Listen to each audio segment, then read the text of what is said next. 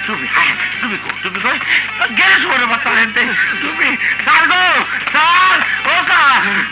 sir sir আরে টুপিটা ঠিক স্যার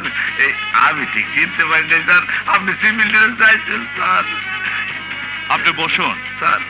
আমি বসুন স্যার বসুন বসুন বসতেছি স্যার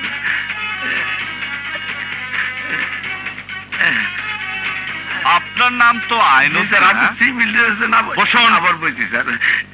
আপনি কি বুঝতেছেন না স্যার ড্রেস পরে অথবা বলে আসলে আর আমি তো এসব দেখতে পেতাম না কি মানে বুঝতে পারেননি ওখানে যা করলেন এই ব্যবহার তো সবসময় সাধারণ মানুষের সাথে করেন না স্যার না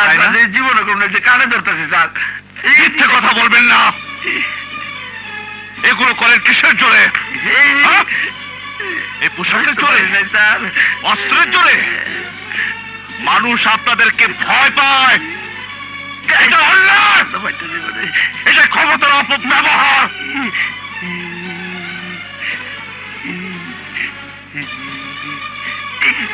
আসুন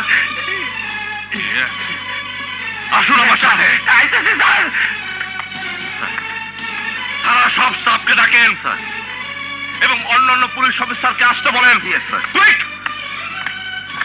আরে রঞ্জিত বাবু তাড়াতাড়ি বাইরে আসেন নতুন ওসি সাহেব আসছে মোখলেস মিয়া তাড়াতাড়ি আসেন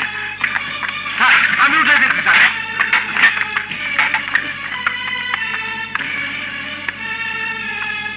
এই কি কোনো অফিসের পরিবেশ এখানে কোনো মানুষ এসে বলবে এখানে কোনো ভদ্রলোক বাস করে পুলিশের কাছে মানুষ কখন আসে মানুষ যখন বিপদগ্রস্ত হয় বিপদে পড়লে বিপদ থেকে উদ্ধার পাওয়ার আশায় মানুষ এই আইন শৃঙ্খলা রক্ষাকারী বাহিনী পুলিশের কাছে আসে আর মানুষ অসুস্থ হলে যায় ডাক্তারের কাছে হসপিটালে হসপিটাল আর পুলিশ স্টেশনের মধ্যে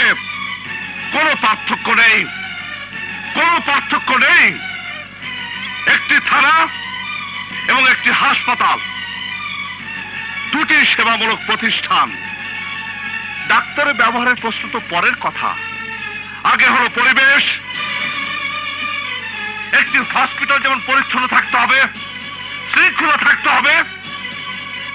ঠিক তেমনি একটি পুলিশ স্টেশনও শৃঙ্খলা থাকতে হবে এবং পরিষ্কার পরিচ্ছন্ন